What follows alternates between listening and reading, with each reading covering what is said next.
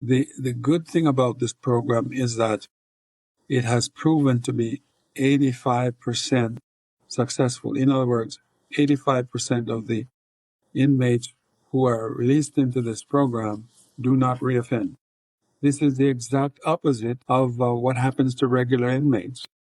That's right. Who 85% of them recidivate, right? That's right. Which means come back for similar or the same. Yeah. Exactly.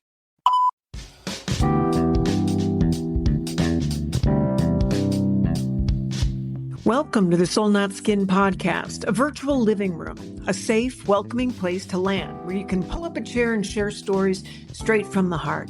I'm your host, Jen Slumack, or as my students like to call me, Miss Jen. We talk about the real human experience, the hard stuff, the wonderful stuff, and the messy, everyday growth that shapes who we become.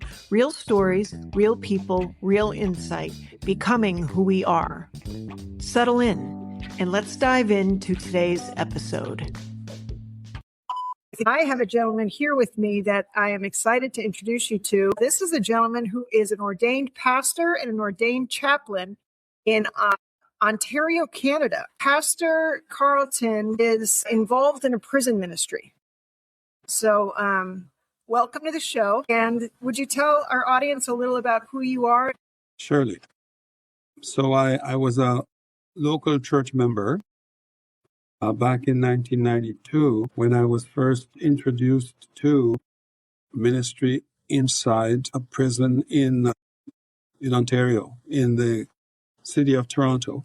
And a group of us from the local church, we went to the prison on a Saturday afternoon to conduct a worship service in the chapel of what was then the Toronto Dun Jail.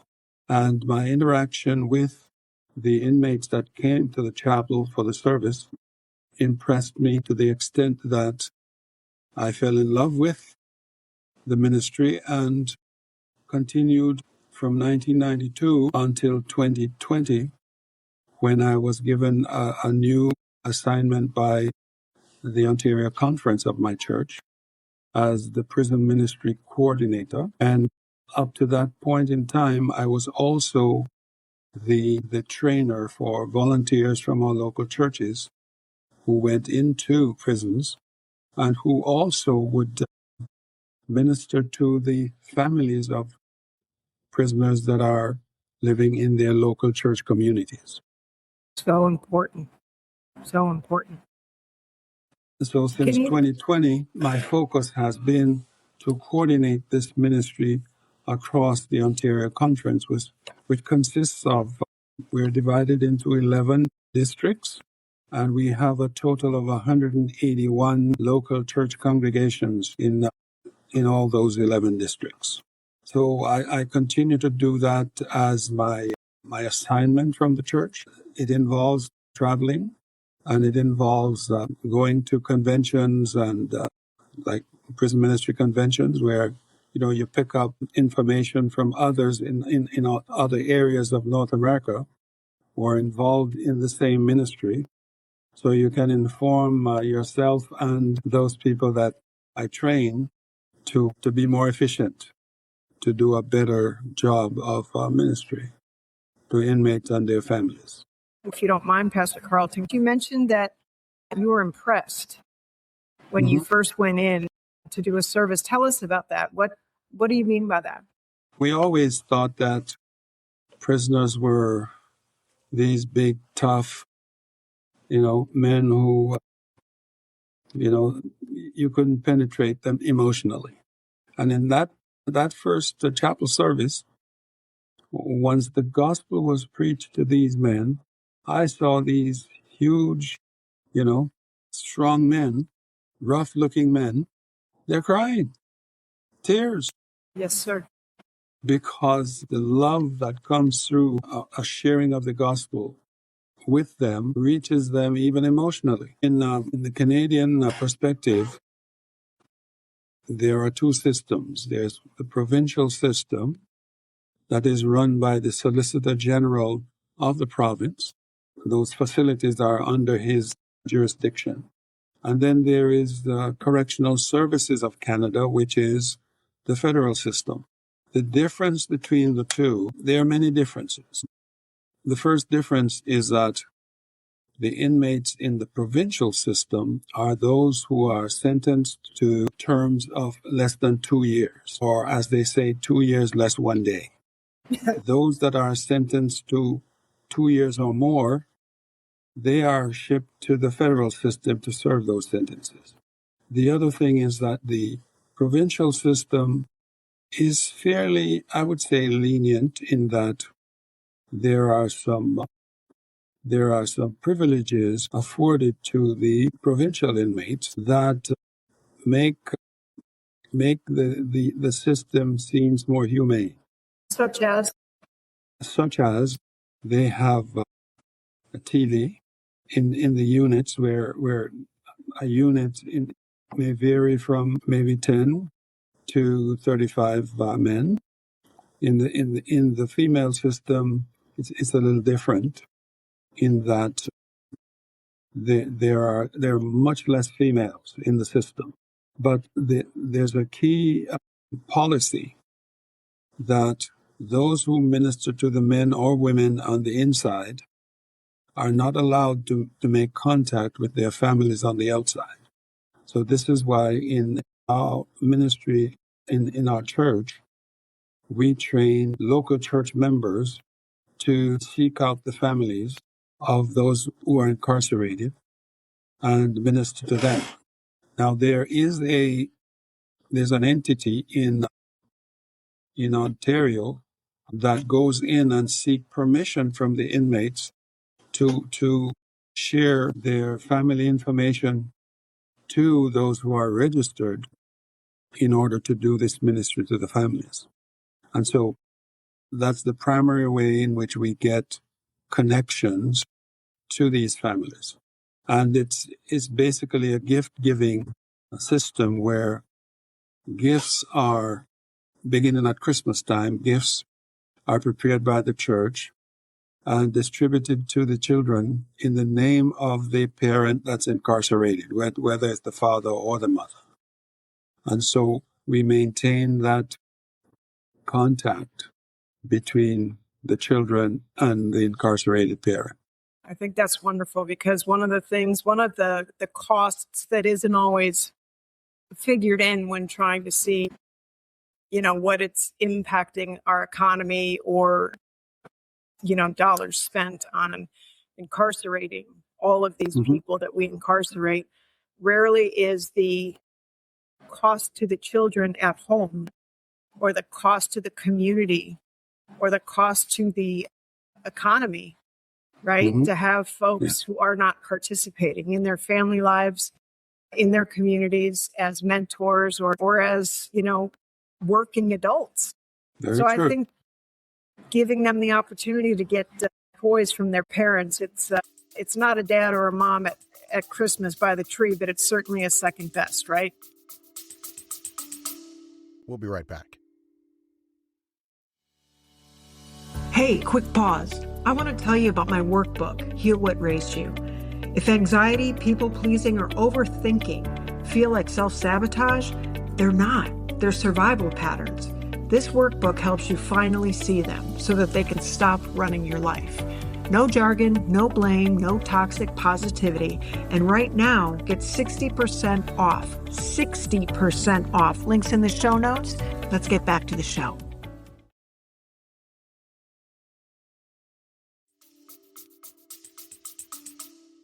True. And we also expand that to, other holidays and birthdays and Thanksgiving time, so that the local church would develop relationships with that left behind family. And normally it's the man, the husband, or the father that's in prison. And so it impacts the family financially right away. The breadwinner is in jail and the family suffers financially. The children also suffer. When they go to school, they're mocked and ridiculed. called names, and so they don't function well in school.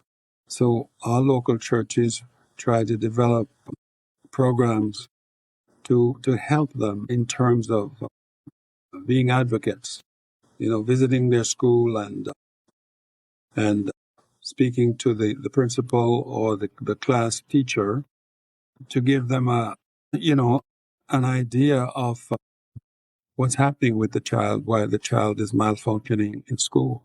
And some of the principals are quite compassionate, but some of the kids can be real cruel. Well, and I tell you, as you're telling me this, Pastor Carlton, I hear these naysaying folks in the back of my mind, just really sort of the whole idea of, well, it's nice of the church to go and try to, advocate for the child and to stand in for the breadwinner and such. But, the guy shouldn't have committed a crime. What's he doing committing a crime? Why is he in jail? And why does anybody else have to step in and raise his family? I mean, I've heard that before when I'm working inside. What do you say to that? What would you say? What's the percentage? I don't know if you have these numbers, but what's the percentage of people who are working prior to being incarcerated or allegedly committing a crime? Well, there are a variety of occupations represented in the system, but there are a lot of inmates who were not employed. They were either on government assistance or not employed at all. And so they engaged in crimes to make money. And so, of course, is that for lack of better options? Why commit a crime to get money? And I'm being a devil's advocate here. I have these answers, but I want to say some of the things that I've heard in case people in the audience are wondering these things. Why weren't they working? So I'm going to say before COVID, I guess the higher percentage of them, worked and earned money. But COVID introduced a system of supports that caused a lot of men to shrink from holding on to a job because sometimes what they were being paid on the job is less than what the government support is. And so they choose to stay home and take the government support. And because both the city government and the provincial government offer support, these families take advantage of both. And some even apply in different jurisdictions to get double or triple what they're entitled to. And when they get caught, they end up in jail. So sometimes that's the crime. Sometimes that's the crime, yes. If we look at it from the point of view of the economy, the current generation and the generation before who have been, they've been going to graduating high school, going to colleges, taking degrees, and when they get out, they can't find jobs. And they either have to do volunteer work to get some experience so they can find a job, or they work in a different field from the field that they studied and graduated in. Even professional fields. There's been a lack of, nurses in Ontario because the nursing field has experienced a lot of trauma and mental issues that cause some of them to quit. And I'm talking about male and female nurses. That have caused them to quit nursing? To quit, yes, because of the trauma that they experience from it.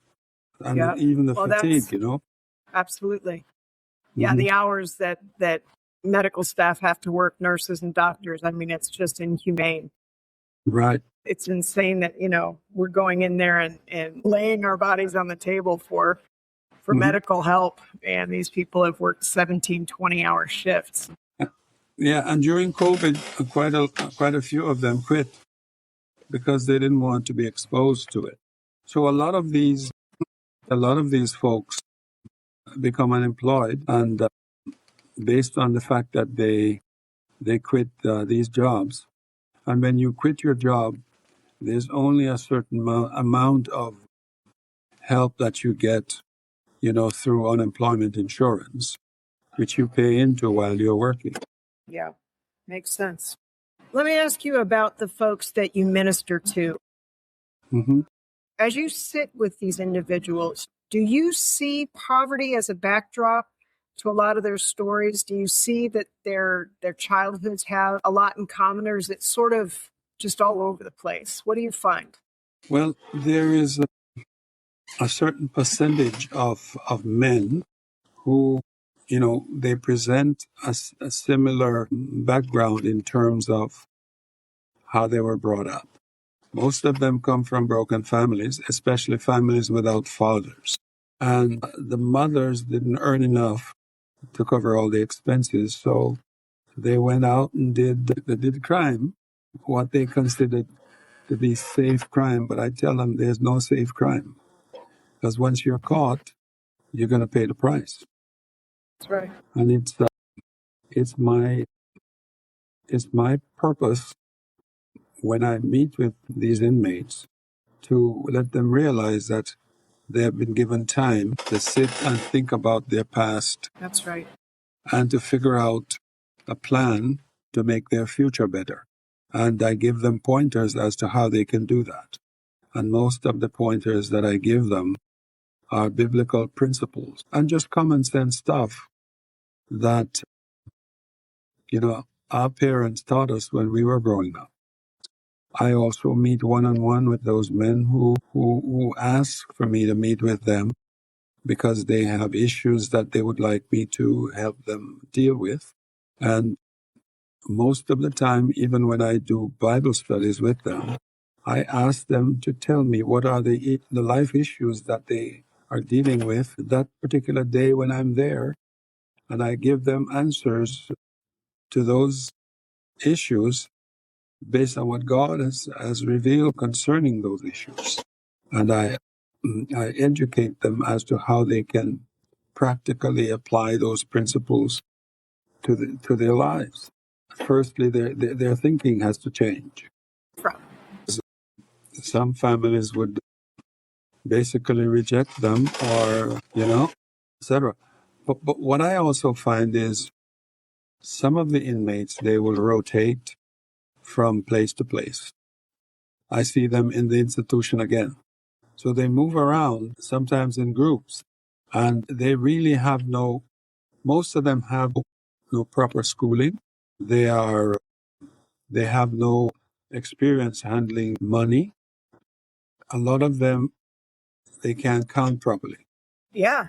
I mean, it's severe, and in California, it costs twice as much to incarcerate one individual per year, like $120,000 or something like that. It's twice as much as it would cost to put them in school for a year or to, build out. I mean, at what point do we begin to invest in the community that folks are, there's a higher percentage in certain communities of folks who are socioeconomically challenged and surrounded by food deserts and all of these things. At what point do we begin to invest in the community in an effort to prepare people for life in a different way? Because you have these grown men who cannot read because maybe a father was gone and they became the man of the household at about 7 or 10 years old. Yes. I knew guys who were in my classroom who were not just the head of the household for their house. They also were taking care of aunties and cousins.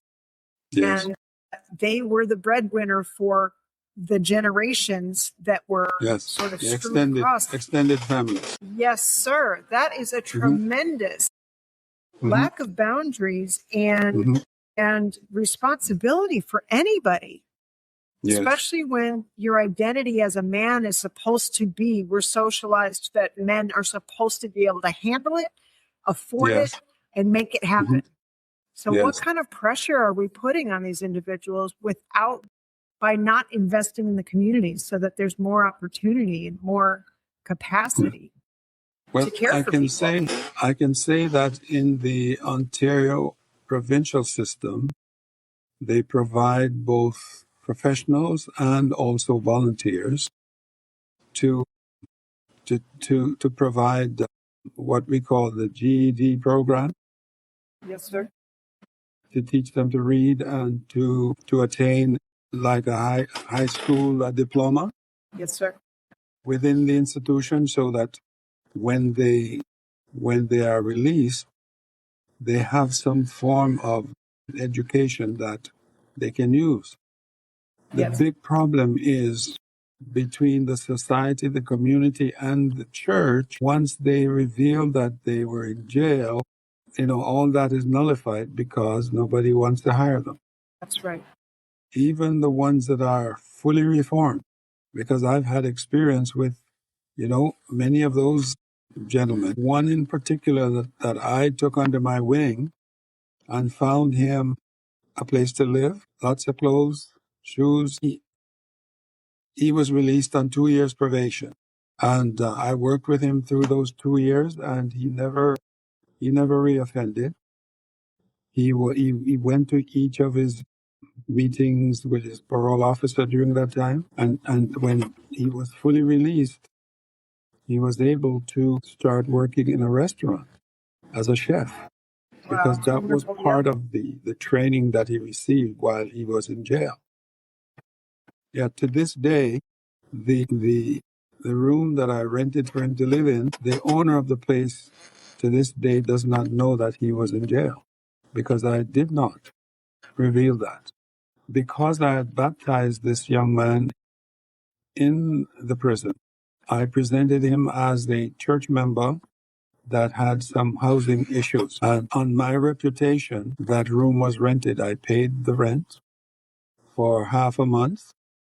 And by the middle of the month, he was able to get himself a job and was able to pay his own rent.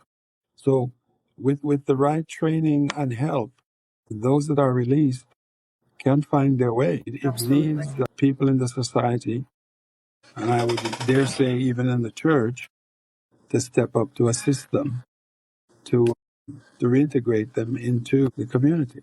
Yeah, and thank you for that.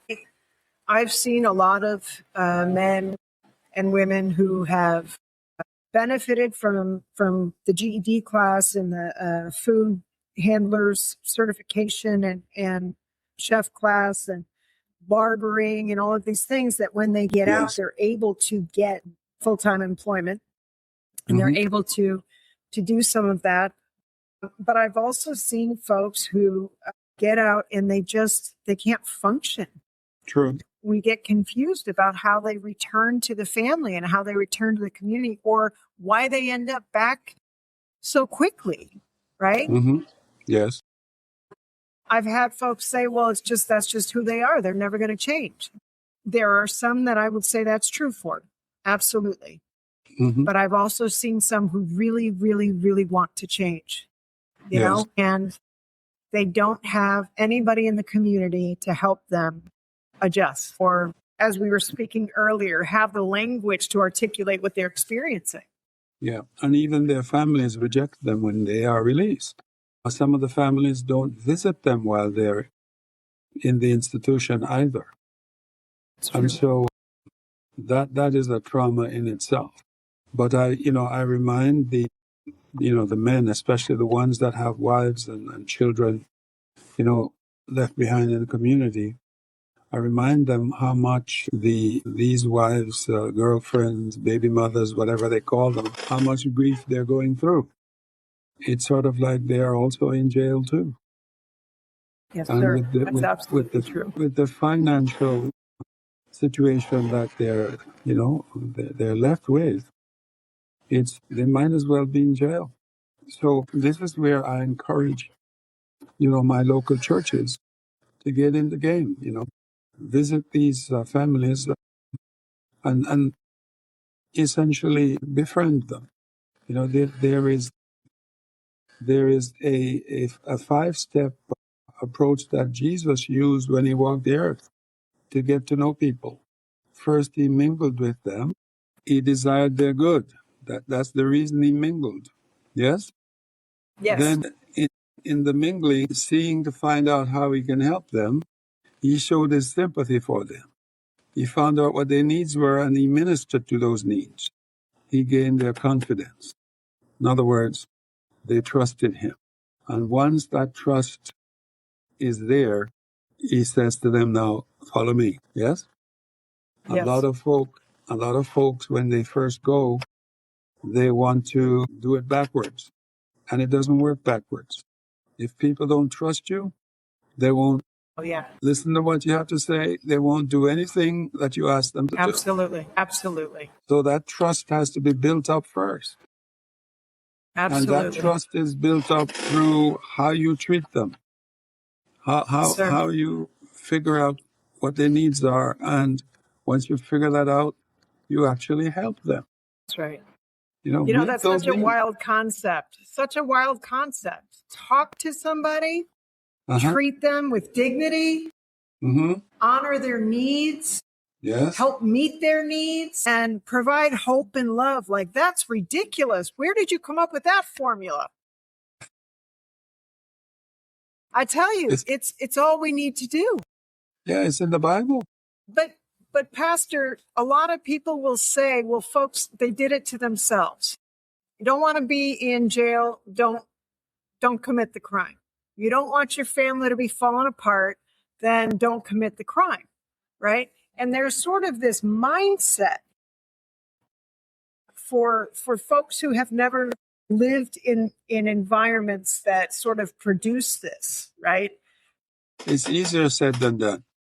Yes. First, I remind people that we are all sinners.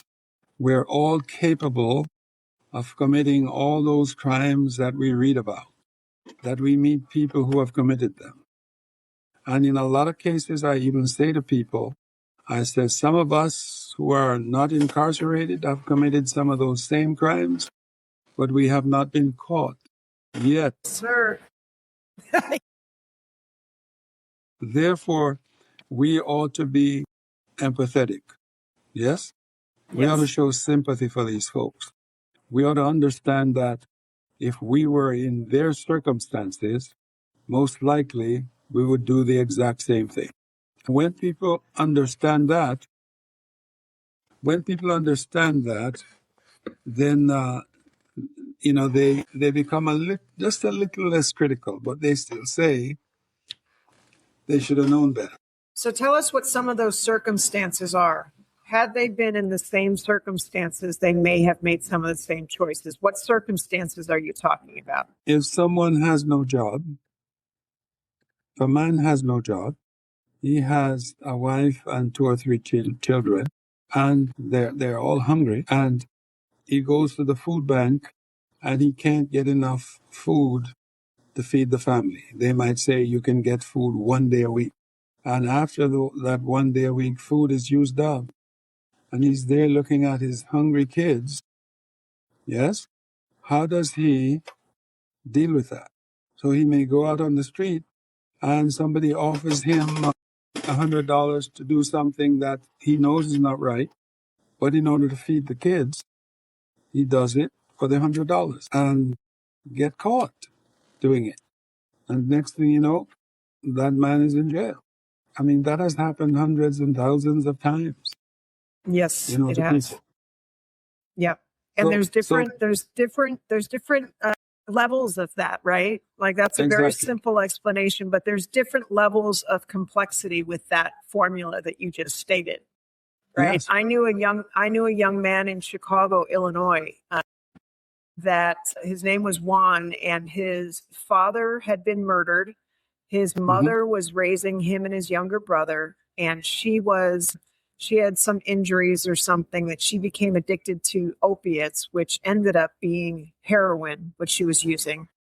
And they had a house that they were paying a mortgage on, and Juan was in high school, and he dropped out of high school and he dealt drugs so that he could pay the mortgage, put his little brother through school, and keep his mother, honestly, high so that she didn't kick or die from the heroin addiction. And he ended up getting shot point blank in a deal gone wrong.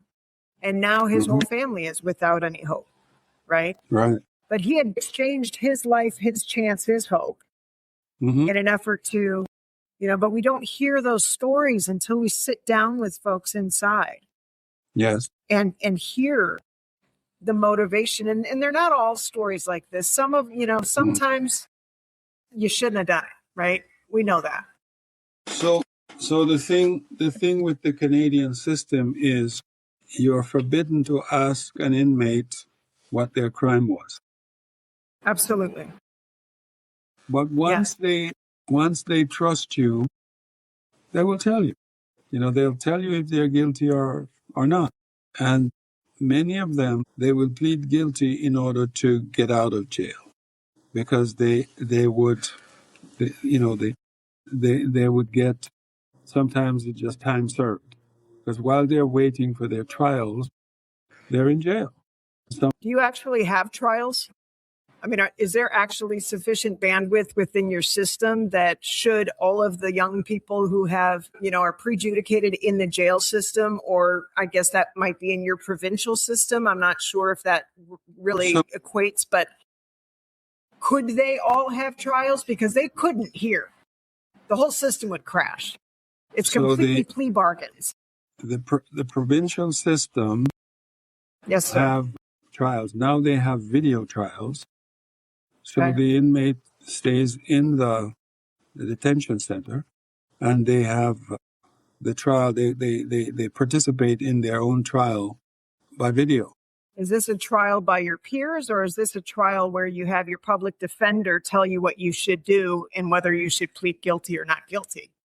So the first step, that's the first step. They're arraigned, and then they have to plead, right? And sometimes their cases get put off time and time again because the government lawyer that is appointed to take care of their defense doesn't show up for court. So things get dragged out, sometimes for months. They're traumatized and they're exhausted. Yes.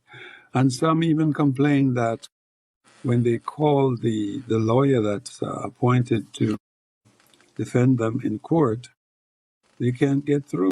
Yep, that's not uncommon. And so they spend more time waiting for their trial to begin than they ought to. But there's a limit here that if your trial isn't adjudicated, if your case is not adjudicated within a certain period of time, they have to drop the charges. And adjudicated for the audience means what? It means like you're arrested on a charge, but you have to go to court and be proven guilty before you're actually. That's right. Adjudicated, right? Adjudicated means you have gone through the full process. And you're charged. Yes, and evidence has been given to the court. And if it's just a judge, then the judge will declare you guilty or innocent. If it's a jury, then the jury will declare you guilty or innocent.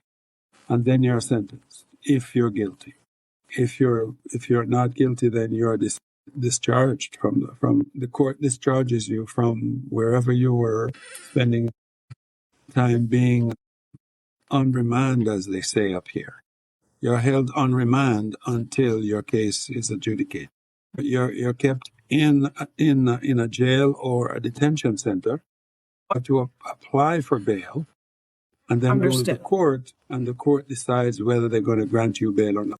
Okay, understood. Until your trial comes up. There are little differences between the Canadian and the U.S. system in terms of how cases are adjudicated. Yeah, I think I could learn a lot from you about the two systems. Forgive my ignorance. I mean, I'm still learning this one here. It's a mess. I was going to ask you, one of my passions, Pastor, has always been restorative justice.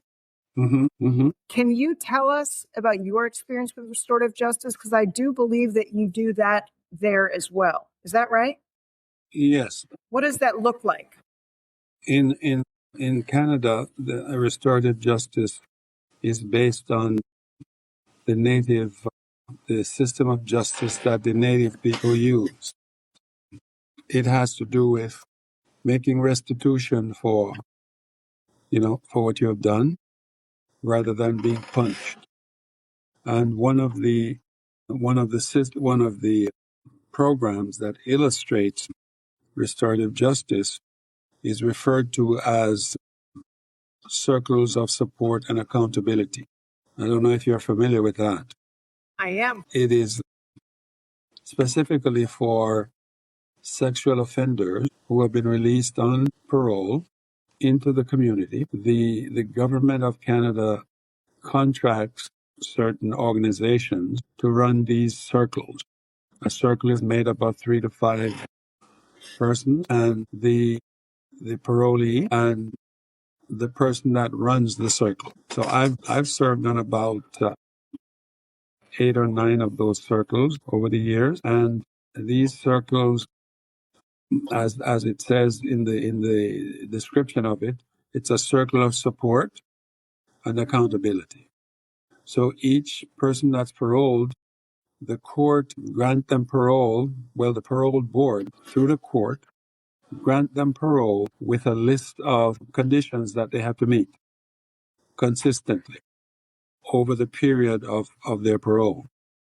And so the circle, when we meet with them, we discuss with them their day-to-day life and the issues that come up. Most of these men are on medication to reduce their desire for sexual activity. And so they have to report to the circle any, thoughts that they've had, in relation to, a desire to reoffend. The good thing about this program is that it has proven to be 85% successful. In other words, 85% of the inmates who are released into this program do not reoffend. This is the exact opposite of what happens to regular inmates. That's right. Who 85% of them recidivate, right? That's right. Which means come back for similar or the same. Yeah. Exactly. Now, the program was developed in Canada, and the U.S., some parts of the U.S. have adopted it. Great Britain has, Australia has, and I believe, I can't remember which European country that has adopted it also. But it has proven very successful, especially for sex offenders. Well, it's very interesting. Restorative justice is sort of a set of principles that can sort of be put together and to build programs in different ways. Mm-hmm. I think primarily they focus on, I think restorative principles, you focus on the impact on victims, for one. The victim gets a voice in what is needed or what has happened to them. Yes. And then to the name of the circle that you mentioned, there's also sort of an education for the individual who perpetuated the offense, and then having them understand themselves differently, have a different lens on the choices that they made, then taking accountability, and then from that, making a commitment. Yes. In recovery, we call it a living amends, but in the circle of restorative justice, we would call it that you're going to go forth and be a peacemaker in the community, that you will continue to do this work with folks in your communities and folks inside the prison, because what we're doing is we're healing. We're getting to the roots of what, we're pulling up the roots of what keeps causing the problems and the conflicts, right? Yes, part of the difficulty that we have up here in Canada is communities don't want some of these folks in their communities. They protest. They challenge their members of the legislature, member of parliament, to not have any of these, because they have set up some residences in certain areas specifically for these folks. You're speaking specifically of the sex offenders? Yeah, you need them, the NIMBY principle, right? Yeah, not in my backyard. That's right. And there's a problem here now with that situation, even with regular inmates, that are being released.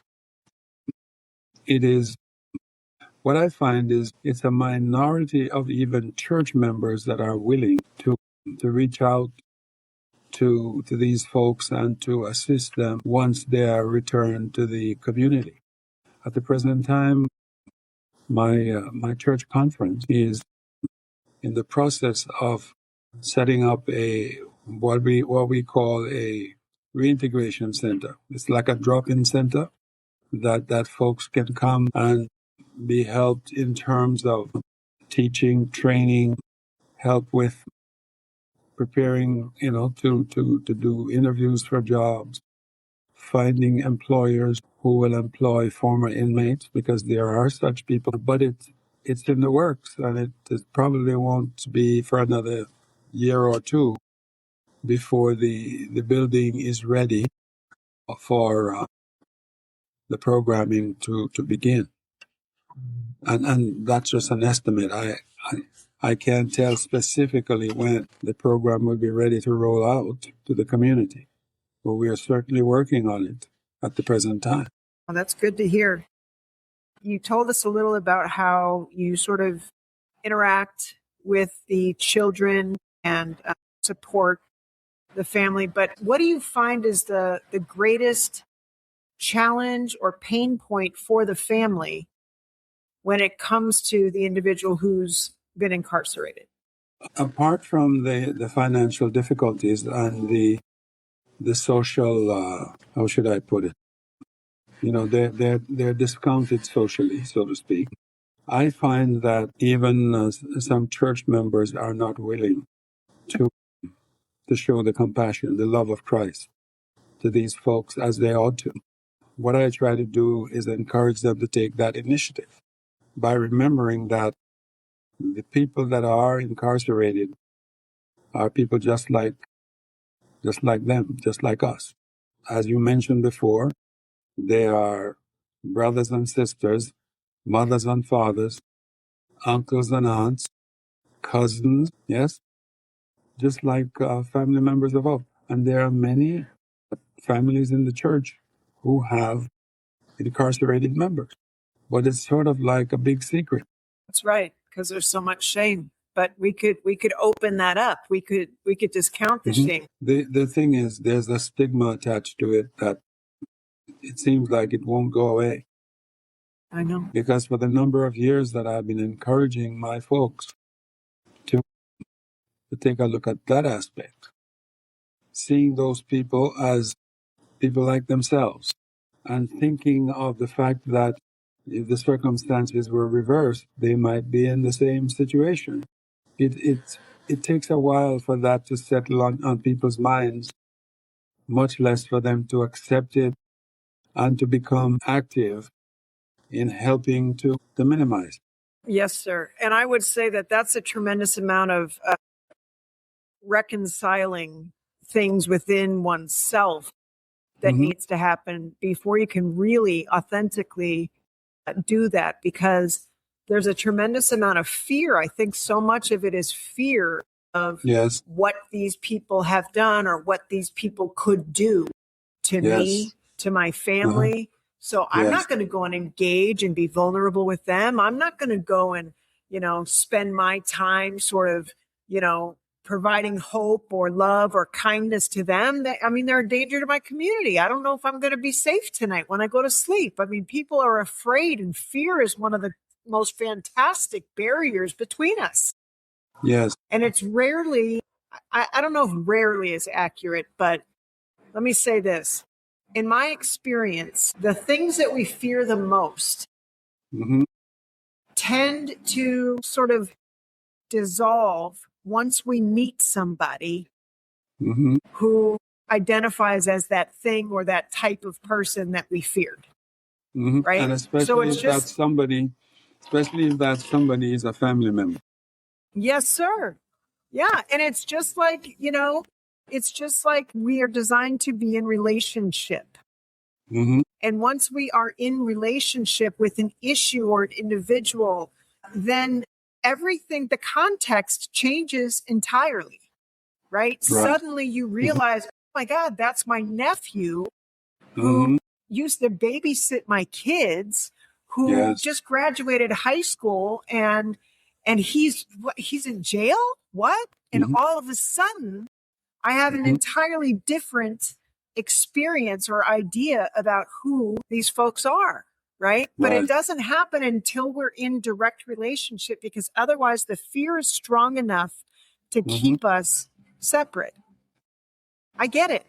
And this is why I persevere in doing this ministry, because I feel called to it.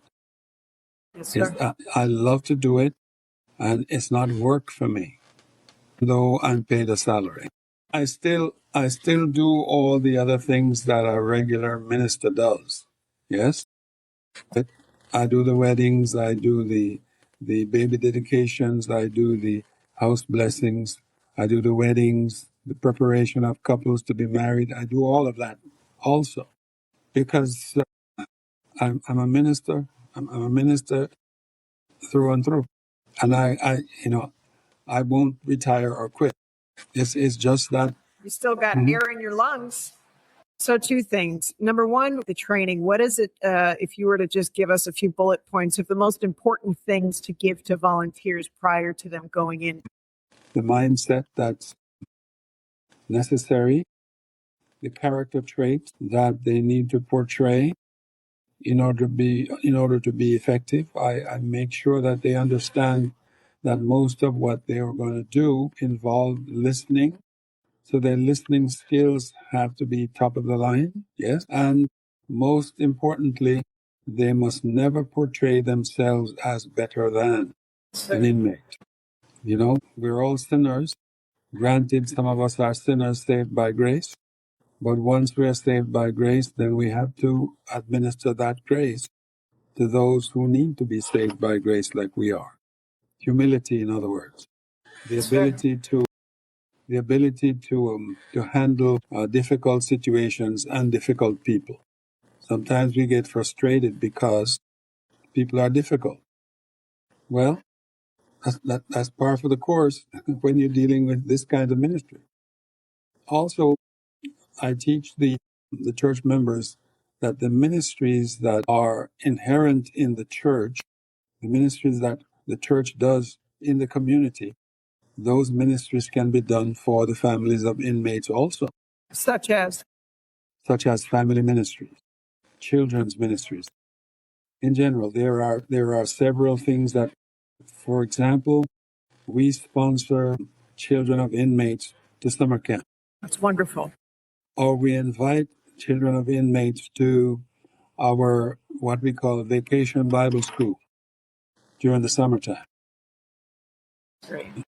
We do mentorship programs for youth, and we even invite the mothers who are left behind to participate in things like cooking school. We teach people in the church how to cook proper meals, how to, nutrition. There is an acronym that I need you to write down if you want to. It's Yes, I've got a pen. Yes. NEWSTART. New start. New start. Yes. Yes, sir. Each of those letters: N for nutrition, E for exercise, W for water, S for sunshine, T for temperance. Temperance means avoid what is harmful and be moderate with whatever is good. Yes. A Yes, for sir. air, meaning fresh air. R for rest, meaning get enough sleep. And T is for trust in God. Pastor, I wrote that That down. is I'm gonna pass it off as my own. That's brilliant. that's all right. It's out there, and I'm kidding. it is taught by several people. But it originates in my church. I mean, my church as a whole, and So that that's a that is this. curriculum that's out there. Yes, that is. You've heard of the Seventh Day Adventist Church, yes? Yes, sir. That's Is that your that's the church? church that I belong to. Yes, we're a Bible believing Christian church. Yes, sir. We live by the Bible and the Bible only. We avoid all the philosophies and the worldly principles that are being applied in the society which don't work, that don't bring people together. Because Jesus taught principles that are very effective in bringing people together, befriending people, in keeping families together. Families break down because marriages break down. Basic things like those is what we teach people. And of course, there are all kinds of marriages these days that people, they experiment in and find out that they don't work as they ought to, because God has put in place a proper framework for marriage. So I still counsel young couples who want to get married. And I do it for free, and I perform their weddings also for free. Okay, so one question on our way out, because we've been talking for an hour and 10 minutes. Can you believe that? Time flies when you're having fun with Pastor Carlton. It does, it seems. Yeah. So real quick, just to sort of, if you had 30 seconds, just 30 seconds with every pastor or volunteer in Ontario going into the prisons, what would you want them to take away from their experience inside? Well, firstly, there is a protocol that is in place for every volunteer who goes into an institution to minister to an inmate. There's also a dress code that we have to follow. We ought to know these principles. We ought to dress properly. And when we go in, we ought to be Christ-like to everyone that we meet in there, starting with the reception, with the officers that we encounter who let us in. And when we get to a unit with inmates, we ought to be a humble servant so that they can see it in us. They can see Jesus in us. Good stuff. Well, thank you so much for your time today. Did you ever hear the starfish story? I don't think I have. All right. Well, we'll end on this. So, and I'm sure that I'm going to butcher it. I'm probably going to mess it up, but I'm going to give you the gist. So there's an old man and a little boy on the beach. And the little boy he noticed that the whole beach is covered with starfish. And so he's just like over there and he's just like throwing the starfish in the water, like one at a time. Right. And he's just been doing it for like 5-10 minutes. And the guy comes over to him and he said, you're never going to be able to get all of these starfish in the water. And the kid picked up one and he tossed it and he said, well, I made a difference for that one. And that's what we're doing. Yes. Make a difference for that one. One at a time. Because the impact of incarceration or crime on the family is profound. And similarly, the impact of somebody being restored is profound. And we have to work toward the latter. We have to. I mean, why else are we here? We have to continue to do that. Yes, sir. Well, thank you, Pastor Carlton. I appreciate you. It was a pleasure. It was a pleasure being with you, and I hope somebody will be blessed from this. I know they will. I know they will. If this conversation sparked something for you, or if you want to dive deeper, head over to soulnotskin.com and take a look around. Grab a copy of the book, Soul Not Skin, free resources, or get on the wait list for our next workshop. I hope you'll pull up a chair next time to hang out with us again. We're figuring out this world and ourselves at the same exact time, growing as we listen to the stories of others. Let's keep getting to know each other. After all, we are in this together. See you next time.